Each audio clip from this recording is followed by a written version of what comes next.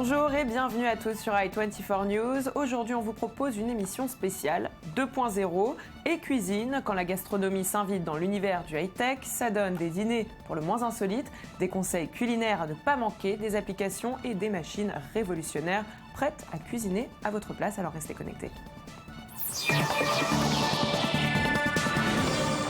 Et on ouvre cette édition avec la tendance Food Tech 2015, les dîners collaboratifs. Elle a été lancée par des Finlandais, grâce à qui Restaurant Day a vu le jour. Il s'agit en fait d'une plateforme qui permet à quiconque de transformer son salon en véritable restaurant.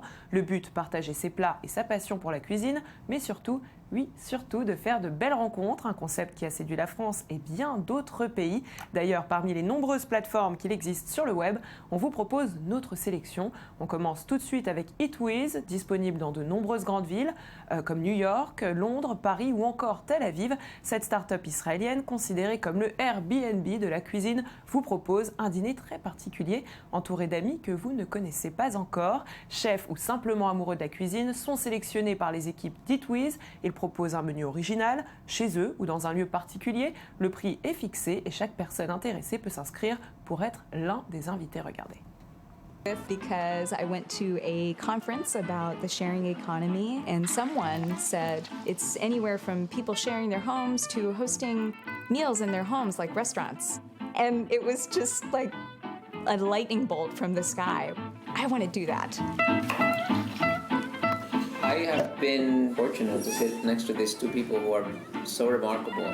Arvind grew up in Tehran and moved to Canada when he was 16 and on his own. To Arvind. To me.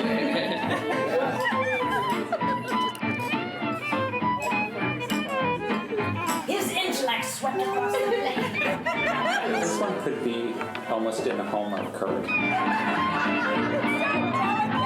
Et on continue avec Cookening, un site qui joue les entremetteurs, mais surtout une jeune start-up fondée par 3 copains français, aujourd'hui rachetée par la société Visit, le leader européen du social dining, et qui permet à n'importe quel gastronome, amateur, professionnel ou semi-professionnel, de devenir l'hôte d'un jour en proposant un déjeuner, un dîner ou même un goûter, quel que soit votre âge, votre pays d'origine, l'envie d'être un hôte ou celle d'être un simple convive. Cookening est gratuit. Pour s'y inscrire, il suffit juste de créer votre profil avec quelques détails sur votre menu et vos disponibilités. Regardez.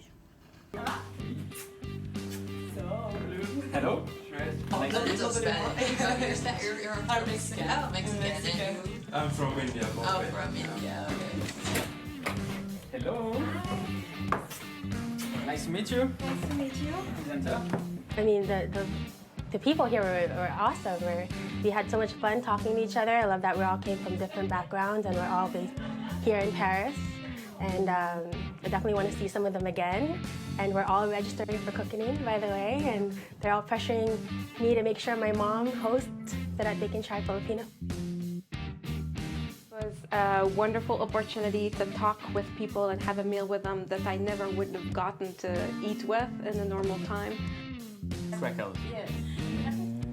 Never see that. Never. Always on bread. Et avec nous pour en parler, Jean-Michel Petit, bonjour. Bonjour. Vous êtes l'un des fondateurs de Visit. Alors comment expliquez-vous cet intérêt grandissant vis-à-vis du social dining de façon générale ? Alors je dirais que c'est pas nouveau parce que nous on a tendance à considérer que le premier réseau social, ça a toujours été la table. Et l'internet permet entre guillemets d'urbaniser l'expérience qu'on avait auparavant à la campagne, l'expérience qu'on connaît bien en France des tables d'hôtes, et d'en faire comme Airbnb avait fait des chambres d'hôtes, un phénomène mondial en urbanisant le modèle. Eh bien, on urbanise le modèle des tables d'hôtes d'une certaine façon, en faisant en sorte que lorsque vous voyagez dans toutes les grandes villes, vous ayez la possibilité d'aller manger et découvrir la culture de locaux. Donc c'est ce qu'on fait aujourd'hui dans plus de 50 pays, avec, au dernier compte, plus de 1500 hôtes qui proposent tous les soirs et tous les jours des dîners, des déjeuners, des brunchs, etc. Donc ça, finalement, c'est ce que vous proposez dans le monde entier. C'est ce qu'on propose aujourd'hui dans le monde entier. Je pense que ça répond à une vraie demande d'authenticité, au fait que les gens veulent de moins en moins être des touristes et de plus en plus redevenir des voyageurs. Et voyager, c'est aussi pas simplement voir des monuments ou des musées, mais également échanger avec des locaux, passer un moment avec les gens et découvrir une culture de l'intérieur. Et c'est vraiment ce qui se passe au niveau du social dining.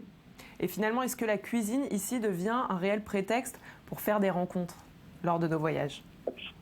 Absolument, parce que je pense que ce qu'on voit, c'est que ce qui se passe... Je vais vous donner un exemple très simple. Allez-y. Après les attentats de Charlie Hebdo et de l'Hypercacher, ouais. on a vu sur le réseau Visite et sur Cookening énormément de messages de gens qui étaient allés manger chez les Français, qui avaient passé 2 heures avec eux dans leur maison et qui ne considèrent pas qu'ils ont visité la France simplement, ils considèrent qu'ils connaissent des gens.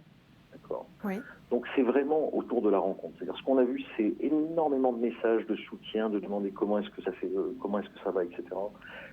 Parce que on n'est pas allé dans un restaurant, on n'est pas allé dîner dans un restaurant avec des inconnus, on est allé chez eux partager un moment de convivialité. Et effectivement, il faut que ce soit authentique, il faut que la nourriture soit la plus agréable possible, mais la recherche essentielle, c'est celle de la rencontre et de la convivialité. Et de créer des vrais liens. Merci beaucoup pour toutes ces informations. Restez avec nous tout de suite, place à ce que l'on pourrait appeler la nourriture du futur. Le secteur de l'agroalimentaire est en pleine évolution. Entre accroissement de la population mondiale, émergence de nouvelles puissances et réchauffement climatique, les grandes multinationales s'intéressent désormais aux plus grandes innovations. D'ailleurs, on constate que de nombreuses start-up se développent dans ce domaine. Leur but, réinventer les moyens de production et changer les modes de consommation. Sur le web, on vous propose notre sélection d'inventions les plus originales et on commence avec le grand gagnant de la convention FoodTech qui a eu lieu le mois dernier à Tel Aviv. Green Onyx, c'est une start-up israélienne. Il s'agit en fait d'une imprimante 3D qui rend la cuisson de légumes plus agréable. L'idée est venue d'un couple qui souhaitait faire manger de la super nourriture à leurs enfants et le choix s'est porté sur le kainam, qu'on appelle aussi le caviar vert, un légume d'origine asiatique. Résultat, une machine a été mise en place. Elle permet à la fois de produire ce légume très facilement. Regardez. Where we grow a wholesome vegetable with an exceptional nutritional value that easily matches the mix of kale, broccoli, and spinach. Where we supply fresh produce daily, 365 days a year, at a low, fixed price. All delivered instantly, at a press of a button. In our fresh farm, we grow the most fascinating vegetable on earth, named kainam. Kainam is a green caviar-like super vegetable, which actually tastes great. And that's not all. The system is highly eco-friendly, leveraging our existing urban infrastructure, such as indoor climate control, electricity, and tap water. And it even cleans the air around it as it works by turning indoor CO2 into oxygen. Et avec nous, pour en parler, j'ai le plaisir d'accueillir sur ce plateau Fiona Shop. Bonjour. Bonjour. Alors, vous travaillez pour cette start-up. J'aimerais dans un premier temps que vous nous expliquiez quel est ce légume et puis finalement à quel besoin il répond. Donc le kainam, c'est le plus petit légume qui existe aujourd'hui sur Terre. Il fait 1 mm et comme vous l'avez dit tout à l'heure, c'est comme du caviar vert. Donc il est très petit, mais en même temps il est très puissant. Il a des valeurs nutritionnelles incroyables, c'est un super aliment. Donc il regroupe les valeurs nutritionnelles que l'on retrouve dans le kale, le brocoli et l'épinard. Donc on devrait en manger tous les jours. Voilà. Grâce à ce système qu'on a créé en fait, on s'adresse à un problème qui existe aujourd'hui sur Terre. C'est que les gens ne consomment pas assez de légumes et de fruits. Surtout les enfants. Exactement. En effet, 9 personnes sur 10 ne consomment pas assez de légumes.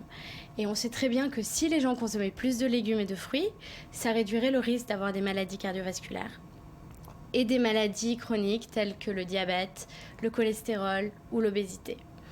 Donc le kainam, en fait, c'est un légume vert, un légume frais qui a un goût très doux et qui est facilement intégrable à beaucoup de plats.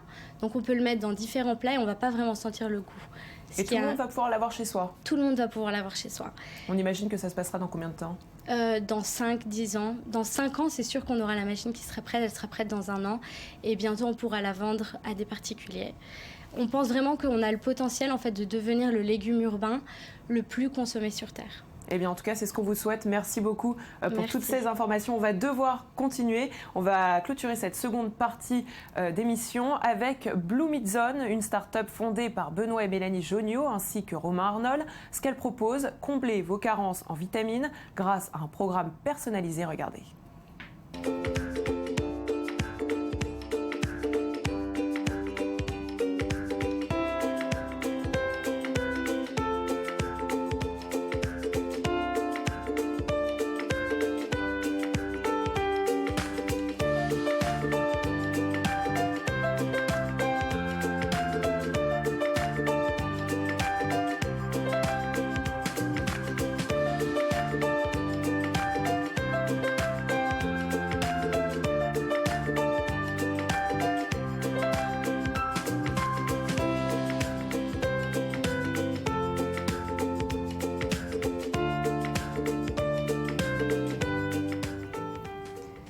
Et avec nous pour en parler, Benoît Jonio, bonjour. Bonjour. Vous êtes le fondateur de Bloomizone. Alors, à qui s'adresse Bloomizone ? Alors Bloomizone est un programme de vitamines sur mesure. C'est-à-dire qu'on prend en compte toutes vos caractéristiques physiques, votre taille, votre poids, votre sexe, etc., votre activité sportive, votre mode de vie, notamment l'endroit où vous vivez, le taux d'ensoleillement change, donc vos besoins en vitamine D sont impactés, si vous êtes fumeur, etc., et l'ensemble de votre alimentation. Et on vient combler vos carences en micronutriments et en vitamines avec des capsules sur mesure qu'on fabrique à Pleuhermel en Bretagne. C'est un programme qui a été conçu avec des chercheurs du CNRS et de l'INRA. Et donc, par essence, puisque les vitamines sont sur mesure, ça s'adresse à tout le monde. Et est-ce que finalement, vous pouvez dire qu'aujourd'hui, c'est plus simple de prendre soin via une application ? Alors, c'est plus simple, c'est surtout plus accessible. C'est un besoin que tout le monde a, vous l'avez dit en plateau. Les gens manquent énormément de micronutriments et ça a des impacts sur leur santé, ça a des impacts sur leur énergie tous les jours. Les vitamines, c'est directement de l'énergie. Et avant, c'était des choses réservées aux sportifs de très haut niveau ou aux gens très riches. Et aujourd'hui, avec les vitamines sur mesure Bloomizone, on s'adresse vraiment à tout le monde et ça coûte que 1 € par jour. Et donc finalement, c'est grâce au développement technologique actuel. Et on imagine que ces objets connectés sont le futur de demain ? Ce oui, sera quelque chose qu'on aura dans la vie de tous les jours ? Pardon ? Ce sera quelque chose qu'on aura tous dans la vie de tous les jours, selon vous ? Oui. Je pense qu'on est assez convaincus chez Bloomizone qu'on ne fait pas le travail tout seul. On est plein de startups qui travaillent dessus et on est une énorme chaîne de valeur. Ça passe par les objets connectés, comme les bracelets. Ça passe par les calorie counters en application. Et tous ensemble, on crée une data énorme sur les gens et on est capable d'aller jusqu'à avoir des produits qui vont répondre à leurs problèmes et spécifiquement pour eux. Et plus des produits sur étagère où on vend à tout le monde la même chose. Merci beaucoup pour toutes ces explications. On continue avec notre dernière rubrique consacrée à Internet, le nouveau paradis de la cuisine. Canal audiovisuel, site internet, recettes en ligne et réseaux sociaux. La cuisine a depuis plusieurs années séduit l'internet. Comment et pourquoi ? C'est ce que je vous propose de découvrir. Les chaînes de cuisine pullulent sur la toile et ce n'est pas par hasard. La cuisine, c'est un véritable business en ligne, du simple vidéo qui vous explique comment faire de la mayonnaise au dîner de chef. Le net surfe sur le succès de la télé-réalité et on ne s'en lasse pas. Aux États-Unis, avoir une chaîne de cuisine est un business florissant qui brasse des milliers de dollars et ce phénomène arrive en France. Hervé Cuisine en est la preuve. Le youtubeur récolte des milliers de vues pour chacune de ses publications. À vos stylos, sur le web, on vous explique comment préparer de bons beignets. Salut à tous, c'est Hervé d'hervécuisine.com. Alors aujourd'hui, direction la fête, on va réaliser ensemble des croustillons. Ce sont des beignets en forme de petites boules que l'on trempe dans le sucre. Ils sont légers et croustillants, vous allez tous adorer. Tout de suite les ingrédients pour la recette. Vous aurez besoin de 250 g de farine, une cuillère à café de sel, une cuillère à soupe de sucre, un sachet de levure de boulanger ou 20 g de levure fraîche, 75 ml de lait demi-écrémé, 100 ml de bière blonde ou d'eau, pourquoi pas aromatisé avec de la fleur d'oranger, et 30 g de beurre fondu avec un œuf. Il faut arriver à peu près à cette couleur, donc une belle dorure. Et ensuite, on va le mettre sur du papier. Et toujours sur Internet, mais on change de sujet avec le phénomène du food porn, en français la pornographie alimentaire. Toutes ces photos qui donnent envie aux autres. Un restaurant de la ville de Cape Town, en Afrique du Sud, a poussé le concept à l'extrême. Ça s'appelle Diner Cam. Regardez, ça va vous plaire.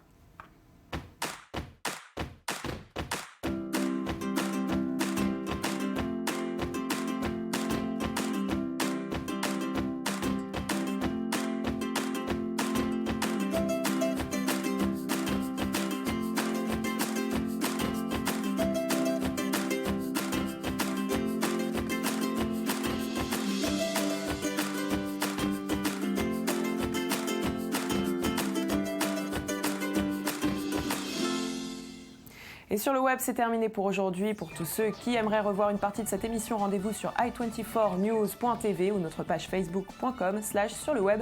Le Mag Actu, à très bientôt.